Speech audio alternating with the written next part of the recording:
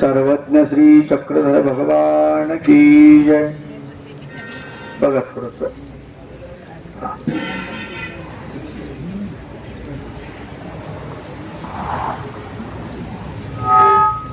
परब्रह्म परमेश्वर सर्वज्ञ श्री चक्रधर प्रभूंच्या अमृतमय लीळांचा आपण श्रवण करत आहात। गेल्या 5 दिवसापासून 6 दिवसापासून आपण 7 तारखेपासून आजपर्यंत आज आपलं एक सत्र होणार आहे आणि दुपारून श्रीमूर्तीची पालखी गावामधून निघणार, त्यामुळे माता भगिनींना तयारी करण्यासाठी त्यांना लवकर जावं लागेल, म्हणून दुपारचं सत्र आपल्याला घेता येणार नाही। त्याचा अर्थ आजचं आपलं लीळा वैभव शेवटचं सत्र। काल आपण पाहिलं अध्याय 3। या 3ऱ्या अध्यायामध्ये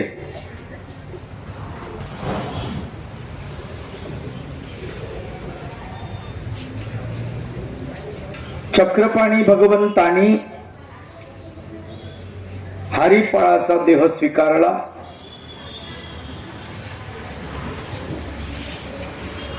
आणि त्यानंतर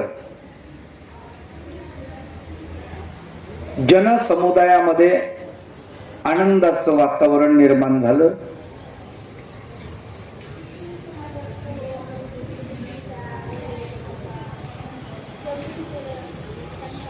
आता इथून पुढे कथा जी आहे त्या कथासूत्राला पकडून आपण पुढे चालूया, असं वर्णन ग्रंथकार करतात।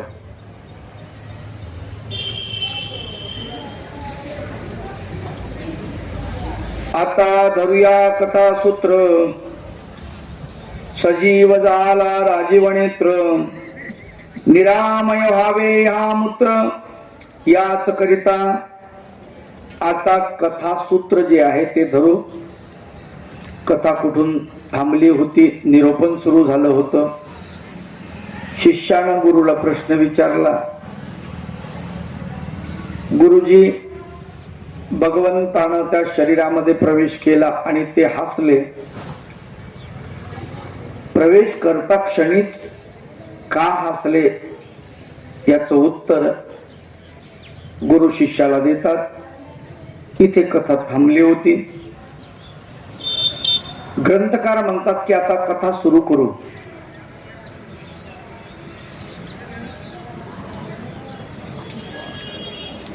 सजीव झाला राजीव नेत्र। राजीव नेत्र, ज्याचे नेत्र डोळे कमळासारखे आहेत। राजीव म्हणजे कमळ। अशा कमल नयन असलेल्या भगवंत सजीव झाला। कशासाठी सजीव झाला तर ते म्हणतात निरामय व्हावे इहा मूत्र, याच करिता। निरामय म्हणजे निर्मळ। मंदिरातल्या माता भगिनी बोलू नका। इह आणि अमूत्र। सभा मंडपात साधू आहेत कोणी का आलेत? आले ना, ठीक आहे। या ना म्हणा बाहेर, असं काम करा, लपता का? इह आणि अमूत्र असे 2 शब्द आहेत। इह म्हणजे इथले पृथ्वीवरचे, आमूत्र म्हणजे स्वर्ग लोकाचे,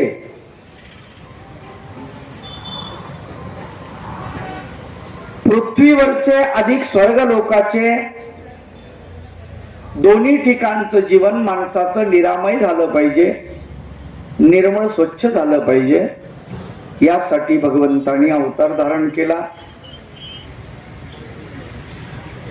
त्यासी शिबिका बैसविले, नगरी येऊनी नगरी निघाले, मंगलवाद्य निनादले, राजनगरी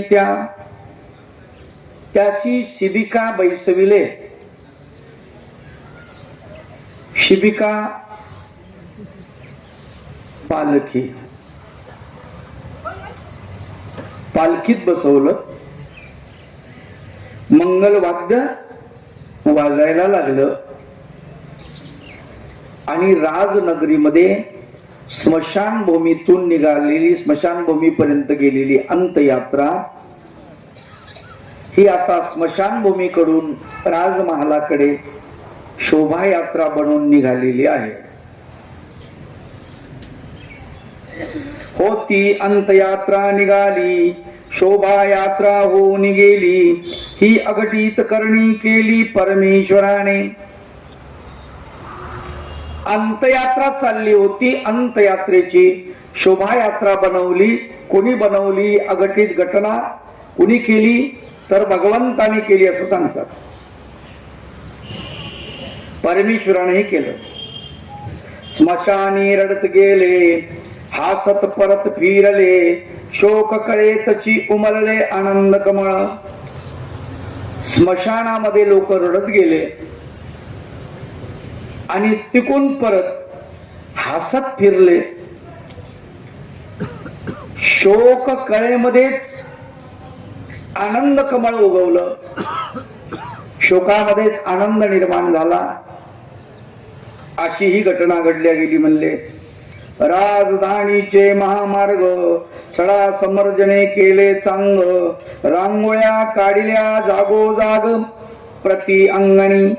राजधानीचे महामार्ग जे आहेत, रस्ते जे आहेत, या रस्त्यावरती सडा समर्जन केलेले चांगल्या प्रकारचे, जागोजागी रांगोळ्या काढलेल्या आहेत.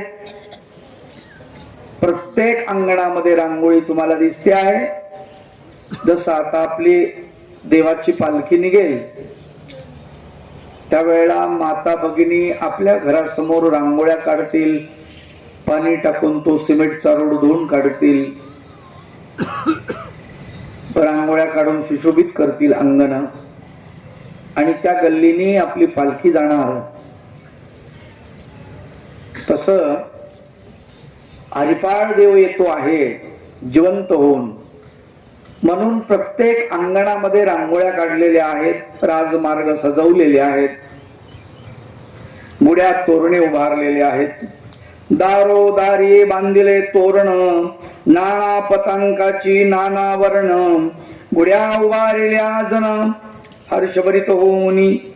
तोरणे बांधले दारोदारी, नाना प्रकारचे पताका जे आहेत, वेगवेगळ्या कलाकुसरांच्या पताका फैलवलेल्या आहेत आणि गुढ्या उभारलेल्या आहेत. आपल्याला गुढी उभारणे एकदाच माहिती आहे. कधी? गुढीपाडव्याला. गुढी कधी कधी उभारतात, गुढ्या उभारल्याचा उल्लेख कधी कधी आठवतो, चरित्रामध्येही आहे. स्वामी डोडविऱ्याला आले. कुठं आले? डोडविऱ्याला. मग तो डोडविऱ्याचा जो भक्त आहे, काय बरंच नाव आहे पाहत, राघवदेव भट्ट. या राघवदेव भट्टांनी स्वामींचं स्वागत केलं. तो गावामध्ये गुढ्या उभारल्या, तोरण बांधले आणि वाजंत्री वाजवणारे जे वाजवतायत भगवंताला मिरवत मिरवत आणतायत, तर त्या वाजंत्र्यामध्ये तो नाचत आहे.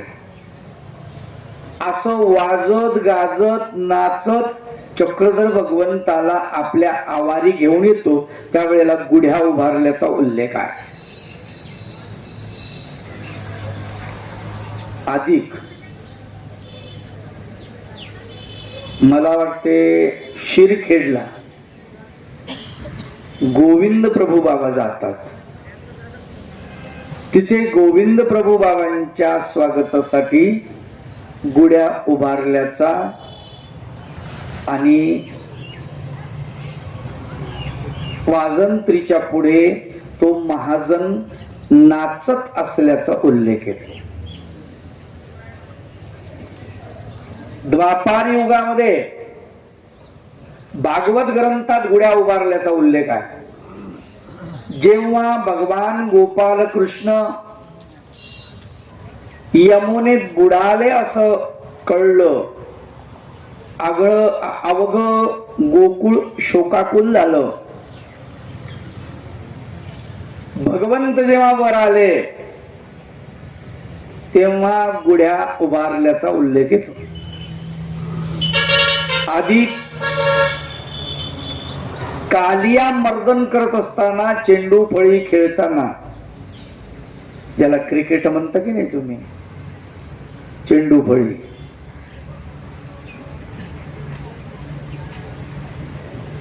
चेंडू डोहात जातो, त्याला काढण्यासाठी मुलं हट्ट धरतात आणि भगवंत त्या डोहामध्ये उडी टाकतात. तो डोह कालियाचा असतो, त्याला काढून द्यायचं असतं.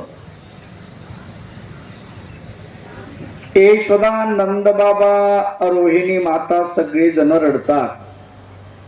कृष्ण आता कालियानी मारून टाकला, गिळून टाकला. ज्या कालिया डोहाच्या वरून जर पक्षी गेले तर ते पक्षी मरत. गायींनी त्या डोहाच्या जवळ जाऊन जर पाणी पिलं तर गायी मरत. आता प्रत्यक्षात त्या डोहामध्ये काळियाला मारण्यासाठी भगवंत गेले. एवढा विषारी तो. आपला मुलगा वाचेल काय असं यशोदा मातेला वाटतं. ज्या वेळेला त्या कालियाच्या नाकात दोरी बांधून भगवंत त्याला वर आणतात आणि त्याच्या डोक्यावरती तांडव करतात. काय करतात? तांडव. तांडव कोण करतं? तुम्हाला एकच जण माहिती आहे. कोण? नटराज, महादेव. भगवंताने तिथं तांडव केलेला आहे आणि ते तांडव पाहण्यासाठी प्रत्यक्षात नटराज आलेला आहे. कृष्ण तांडव करताय. काहीतरी नवीन शिकायला आता भेटणार आपल्याला. नटराज ही नृत्याची देवता आहे, स्पेशल नृत्य करणारी, म्हणून तिला नटराज असं म्हणतात. जी लोक नृत्याची आराधना करतात ती नटराजाची पूजा करतात. पण कृष्णाची पूजा केल्यानंतरही ती विद्या तुम्हाला मिळू शकते का? कारण प्रत्यक्षात नटराज कृष्ण भगवंताचं नृत्य पाहायला आलेला आहे. आणि त्यावेळेला गोकुळवासियांनी गुढ्या उभारले, तोरण बांधल्याचा उल्लेख आहे. कृष्ण भगवंत मथुरेमधून गोकुळात आले त्यावेळेलाही गुढ्या उभारल्या आणि तोरण बांधल्याचा उल्लेख आहे. म्हणजे जेव्हा जेव्हा आनंद उत्सव साजरा केला जातो तेव्हा तेव्हा गुढ्या उभारल्या जातात.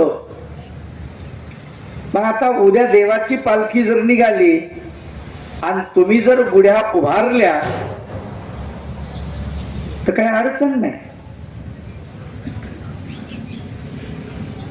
आमच्या मराठवाड्यामध्ये वारकरी संप्रदायाचा सप्ताह असला ना, उद्या काला त्याच्या आदल्या दिवशी ती सगळी मंडळी गुढ्या उभारतात आणि काला संपल्यानंतर दुसऱ्या दिवशीचा अख्ख्या गावामध्ये मिरवणूक असते आणि मग गुढ्या उतरवतात. गुढ्या उभारणे आनंदाचं प्रतीक आहे. तस या नगरजनांनी गुढ्या उभारल्या आणि जिवंत झालेल्या हरिपाळाचं स्वागत केलेलं आहे. मागे पुढे लोक चालती, हर्षित होऊनी नाचती, गुलाल उधळूनी बागडती अति उत्साही. मागे लोक आहेत, पुढे लोक आहेत, आनंदानं चालतायत, नाचतायत, हर्षित होऊन, आनंदित होऊन, गुलाल उधळतायत. आपण गुलाल उधळतो, गुलाल उधळतो, फटाके फोडतो. फटाके फोडतो की नाही?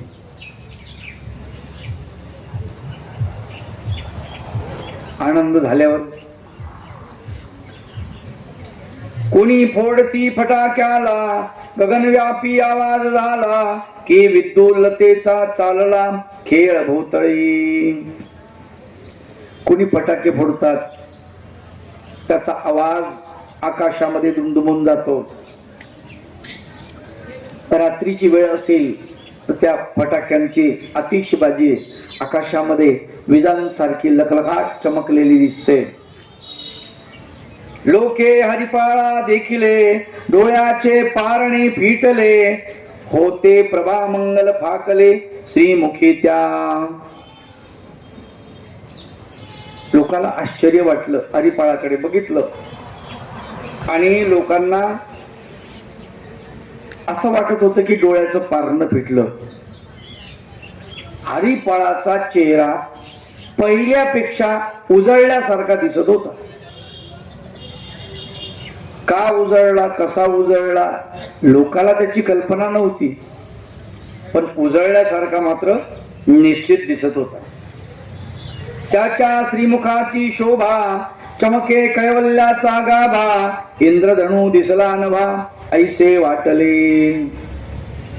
लोकांना त्याचं श्रीमुख, त्या श्रीमुखाची शोभा कशी दिसते आहे, कैवल्याचा गाभा जणू चमकतो आहे असं दिसते आहे. आकाशामध्ये बारीक पावसाचे तुषार आहेत. अशा वेळेला आकाशामध्ये इंद्रधनुष्य उमटलेलं आहे, सप्तरंगी. त्या सप्तरंगी उमटलेल्या इंद्रधनुष्यासारखं लोकांना वाटते आहे. संपूर्ण लोकांमध्ये हरिपाळ देव इंद्रधनुष्यासारखे उठून दिसतात. जसा इंद्रधनुष्य आकाश मंडळामध्ये उठून दिसतो, तसे हरिपाळ लोकांमध्ये उठून दिसत आहे. मंगल कलश घेऊन आल्या, साऱ्या सुवासिनी मीनल्या, किंवा गरबा खेळात रमल्या गवळणी वेशे. मंगल कलश घेऊन आल्या. मंगल कलश जे आहेत त्या आणलेल्या आहेत सुवासिनी बायांनी. सुवासनीच्या डोक्यावरती कलश, त्यात पाणी शुद्ध असं असेल समजायचं, हे मंगल कलश आहेत. पूर्वीच्या काळामध्ये राजे रजवाडे यांचं स्वागत करण्यासाठी संत ऋषी डोक्यावरती मंगल कलश घेऊन सुवासिनी बाया त्यांना ओवाळण्यासाठी जात, स्वागतासाठी जात. किंवा काही गरबा खेळात रमले. आता गुजरातचा प्रांत आहे नाही का. खर तर गरबा म्हणजे काय, गोकुळामध्ये गवळणी जशा खेळतात, पेर धरून नाचतात, त्यातलाच प्रकार आहे, पण गुजराती भाषेत त्याला गरबा म्हणतात. राज्याचे ग्रहण संपले, अवघे जीवन उजाळले, दीपारतीने ओवाळले तेज पुंजासी. आपल्या राज्याचं ग्रहण संपलं,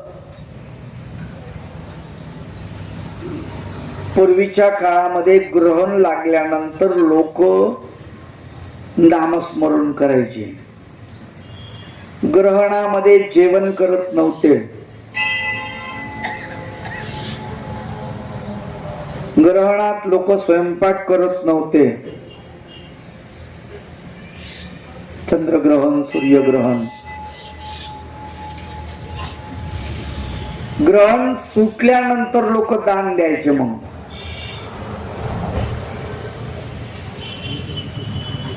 बऱ्याच वेळेला ग्रहणामध्ये स्वयंपाक करत नव्हते, भाजी चिरत नव्हते. जर असं केलं एखाद्या गरोदर मातेनं तर म्हणे त्या बाळाला, पुढे तिच्या पोटी येणारं बाळ, त्याचा पोट तुटल्या जायचा, काहीतरी असं म्हणायचे. असं काही नव्हतं. पण एक मात्र निश्चित आहे, ग्रहण कालामध्ये त्याची किरण जी आहेत, सूर्याची, चंद्राची, ही प्रदूषित असतात.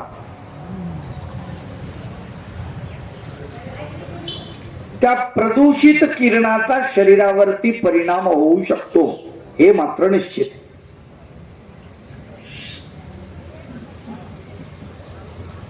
म्हणून तसे करत नसावेत लोक.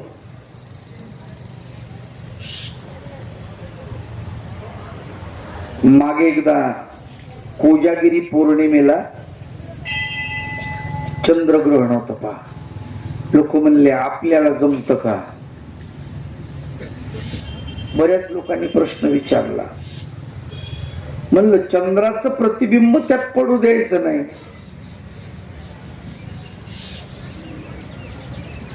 चंद्रग्रहण आहे, कोजागिरी पौर्णिमेला दूध आटवतात, याच्यात हा देवता मार्ग नाही, लक्षात ठेवा. ती देवतेची भक्ती नाही. पौर्णिमेच्या चंद्राचं प्रतिबिंब त्याच्यात पडायला पाहिजे. त्याचं कारण त्या वेळेला चंद्रामध्ये रश्मी सोडत असताना त्याचा सोमकांत नावाच्या दगडावरती जर परिणाम होतो तर दुधावरती होणार नाही का? चंद्र औषधाचं प्रतीक आहे. 15व्या अध्यायात वर्णन आलेलं आहे.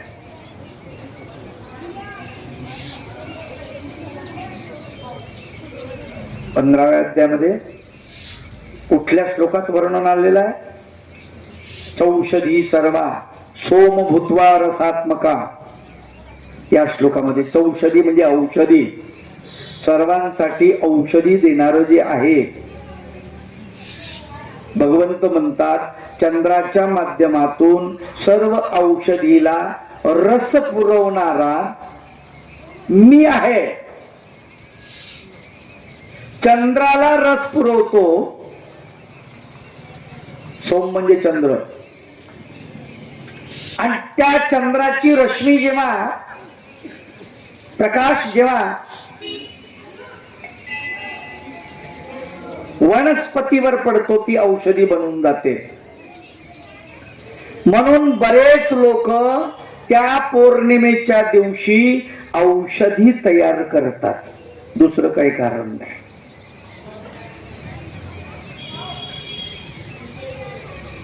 तुम्हाला ती पौर्णिमा साजरी करायची असेल तर एकच करायचं, मंदिराच्या बाहेर प्रांगणामध्ये चुलांगण पेटवायचं, तिथे ते दूध तपवायचं. पूर्ण चंद्र पडला, दूध तपलं की देवाला त्याचा उपहार दाखवायचा आणि मग तुम्ही घ्यायचं. अशा पद्धतीनं तुम्ही ती पौर्णिमा साजरी करू शकता.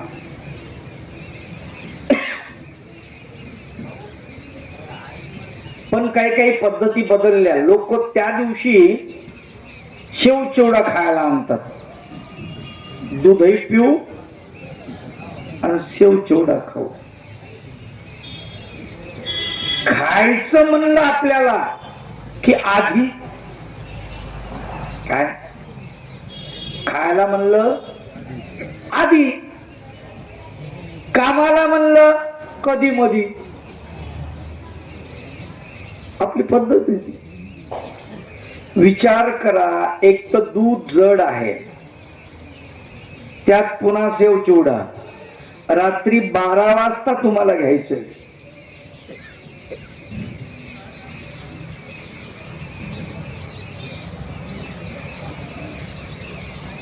पचन काय याचा विचार, पचलं पाहिजे बर का ते, त्याचा विचार करा. ते औषधी म्हणूनच घ्यायचंय, दाबून प्यायचं नाहीये ते.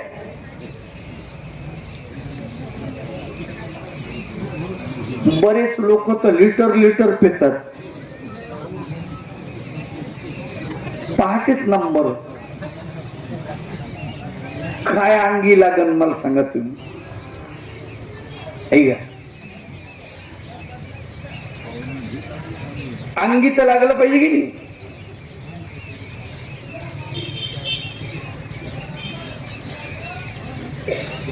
तसं ग्रहण सुटल्यानंतर लोक श्वास सोडतात, आंघोळ करतात, दान देतात, जेवण करतात, पुढच्या विधी करतात. त्याप्रमाणे ग्रंथकार म्हणतात या राज्याला लागलेलं ग्रहण संपलं. हरिपाळ जिवंत आला वापस, म्हणजे ग्रहण संपलं आहे आणि सगळ्या लोकांचं जीवन उजळले. सारे गजबजले नगर, आला उत्साह.